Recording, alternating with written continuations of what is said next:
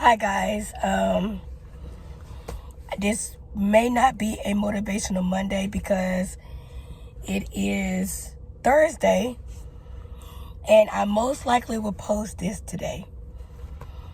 I know that it's been a minute since I have posted a video, but a lot has transpired since the last time I did a video. The reason for the video is not just because it's been a minute since I put up a video, but it is, I normally like to do videos. I always do videos concerning what I'm actually dealing with, so that way it comes from a very real, authentic part of my life, And after I get done, if you guys will just let me know how you were able to cope with what I'm about to talk about, please let me know, because I would take any and every suggestion that you have. So the purpose of this video is to talk about grief. Since the last time I posted a video, I lost my uncle and I lost my mom. My mom and my uncle both had a stroke previously, and this was their second stroke, both of them. My uncle had his stroke while he was driving, which caused a car accident, and he had been in the hospital since September of last year, and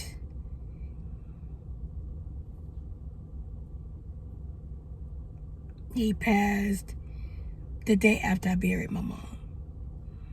They were sister and brother. My mom died the day before my birthday. She died February 4th. My birthday was the very next day. So you can imagine that I did not want to celebrate at all. So as you can imagine, like I said, I did not want to celebrate my birthday at all. We buried her February 11th. And like I said, the very next day, on the 12th, my uncle passes. And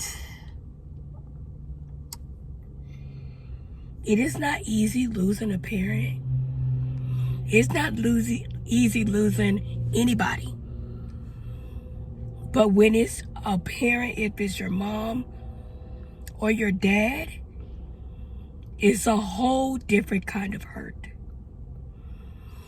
And it's a pain that I honestly feel will never go away.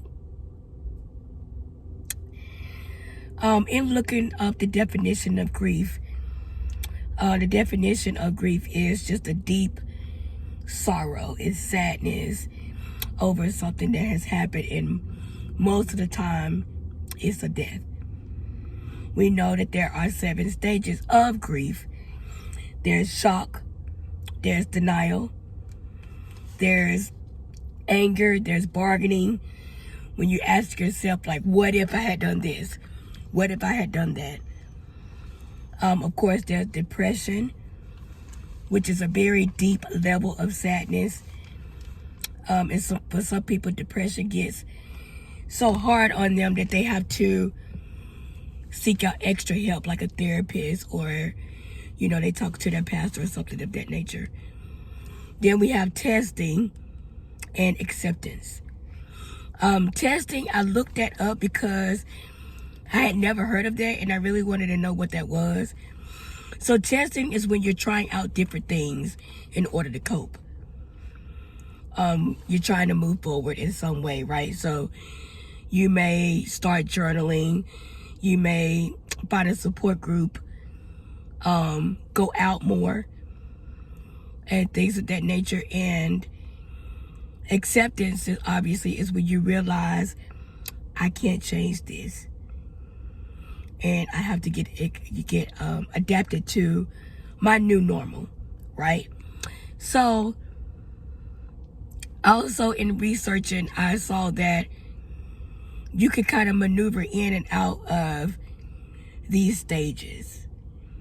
So you could get all the way to the last stage of acceptance and go back to, I can't believe this happened, which is denial, which is stage number 2. Like, are they really gone? Like, gone and they can't come back? So, and I found myself doing that. When my mom passed, I was on my way there, and I had gotten there. I literally took 2 steps into her hospital room. She looked at me, and she closed her eyes. So, she didn't die alone. I was there. And I had packed my bags because I was going to stay the night.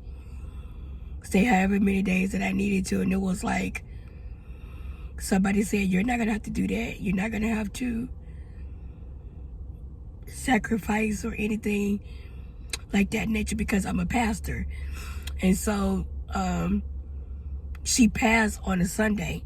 February 4th, 2024 is a Sunday. And I had service that day. And I ended up canceling service because my mama and my family is way more important. And I could always get somebody else to substitute for me. But when somebody is so sick that they're close to death like that, like, I just feel like family is important in that moment. And so I had canceled service, and when she passed, as soon as I walked into the room, I had to stay there. You know, I marinated in the moment, and I cried my eyes out, and I literally laid on her in the bed, and I could not move for the life of me. I ended up having a nurse to call my dad because I just couldn't find the words to tell him that mom is gone. And it's been a lot. It's still February. It's only February 22nd. And so it's only been maybe a couple of weeks, if that. And as you can see, it's like so freaking fresh. And I don't know if anybody has gone through the same things or whatnot, but all I can say is what helps me is getting it out. Don't hold it in. Don't act like everything's okay when you are so sad. Cry it out. Yell it out. I remember one day I literally went to my mom's grave and I laid on top of the flowers and everything, crying my eyes out. I didn't care who heard me. I didn't care who saw me. But I was just so overcome with grief that I laid on her. Laid on top of the mound. They had the flowers and everything, and bargaining. Saying, what if I had done this? Mom, just come back for just 2 seconds. No, and she can't come back. Say, I can't do this, Mom. I can't do this. I'm not strong enough. I need help with this. And Spirit spoke to me. God spoke to me and said, you gotta live. You have to keep living. To cry it out, get it out. This is so sad. It's probably the worst thing I think I've ever been through. But at the end of the day, don't give up on life. Keep living. Because that is what she would want you to do. Take care of Dad, which you know I am. Take care of your siblings. And although my mom was my purpose, she was my reason for doing everything that I did. I have a new purpose of, but now it's time to take care of Dad. You know what I mean? So I just posted this. I just wanted to honestly kind of update you guys on the channel because I haven't been on the channel. And I wanted you to know everything that was going on. And honestly, get advice. I'll take whatever you have. Maybe you've gone through a similar situation. It might not have been a parent. It could have been, you know, a husband or a child or just anybody. Just let me know what seemed to work for you. What helped you to adjust to your new normal? Because one of the things, two things that kind of work for me, even though I'm in and out of grief, is praying. I pray more, like every single second of the day I'm saying a prayer. I thought I prayed a lot. No, I pray even more. Talking to God and really having Him to help cultivate what it is. What am I supposed to do now? And that's when He gave me my new purpose of taking care of my father. And also getting out. I lived with my parents, and because I'm literally never there, I go home to sleep. I work a job in the morning and I work a job at night. So I'm never home. And so I live with my mom. I took care of my mom. And every way that means, because she wasn't mobile. And so, you know, her medications, I bought it, I picked it up. I did all I could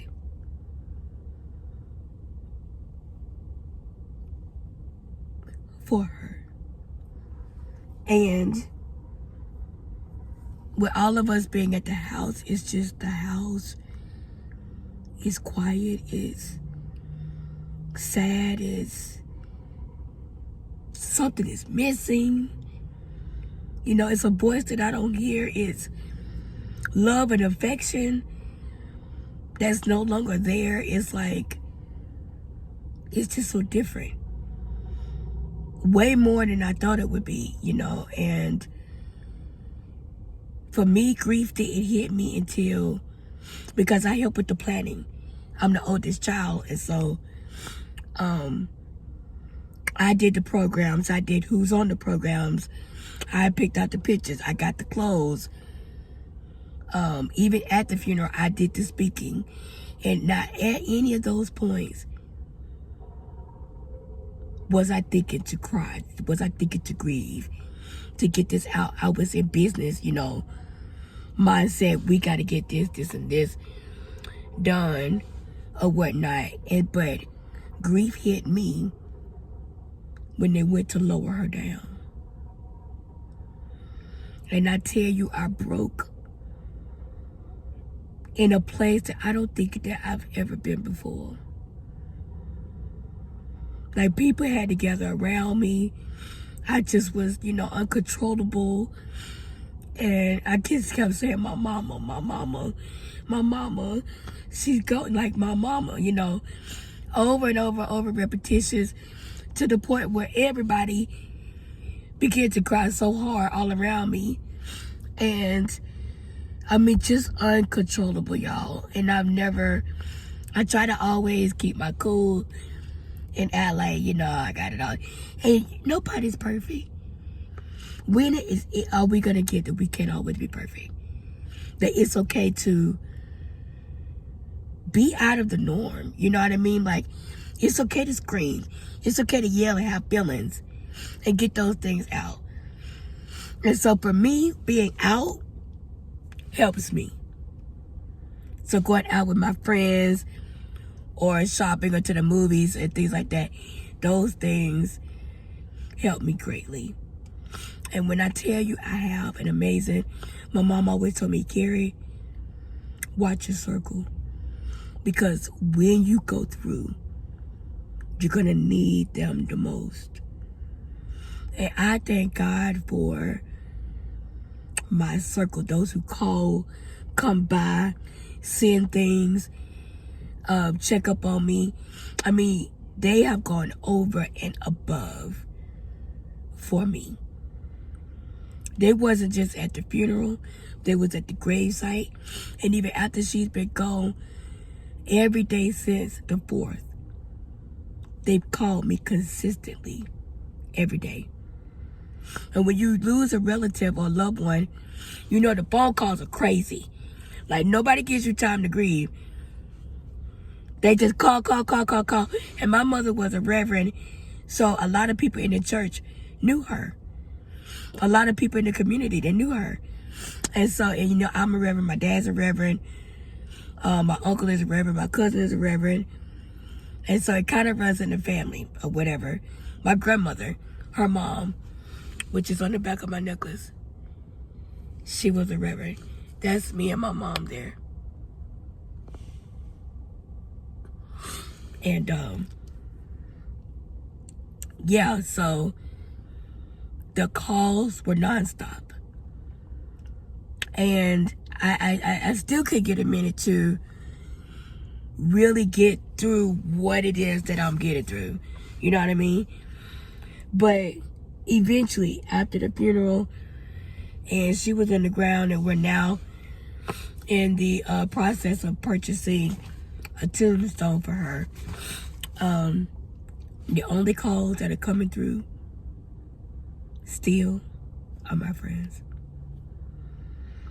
Even though the phone calls have stopped, they still show up. So find you, if you're going through, talk to someone, get it out. Whether it's your pastor or a therapist or somebody, talk it out. Journal. I love writing. I journal all the time, just about every day. If not every day, then every other day. Get it out. Cry, yell it out. I know they have these places where you could go and you could break stuff. I think it's for people with, you know, anger management and things like that. But grief will make you angry. You know what I mean? My mom told me don't ever question God. And I still haven't. But man, I needed him to tell me something. Because to lose my mother, and then the very next day, my uncle, I'm asking myself, what we do wrong? You know what I mean? And it's not even about that. My mother was ready. My uncle was ready. And the lives that they would have had to live, they wouldn't want to live like that. My mom was very, very independent. So when she couldn't walk, and my uncle couldn't walk or go to the bathroom on their own, nobody wants to live like that. To not drive, you know, not be able to take care of yourself. Nobody wants. I know she wouldn't have wanted that. So, to end, you guys hit me up. Let me know, how did you make it through? What did you do to help you cope? And I promise I will be reading, because I need some advice. Because I have good days, and I have bad days. And not just me, but my father, I have 2 brothers, I have a sister, cousins. All of my grandparents are gone. The oldest people in the family are our aunts and uncles. So, let me know. How did you make it through? What helps? What works for you? And share your stories with me. This is not the last video. I promise I'll get back on track. And click like, share the video if you'd like. Keep in contact with me. Leave a comment. Let me know what helps you to get through these 7 stages of grief. Is there one stage that you kind of stayed in longer than the other? And share the video. And until next time, until I post again, peace.